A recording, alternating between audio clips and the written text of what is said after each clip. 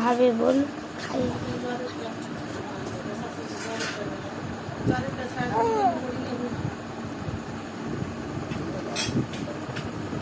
গেঁদে ধরে তো আগে দিই লাগিয়ে দিই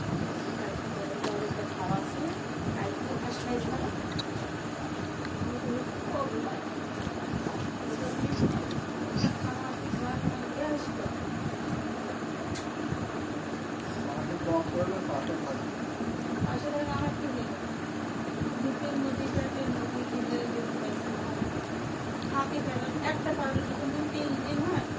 সেরকম করতে যদি মাস্টার করে দিই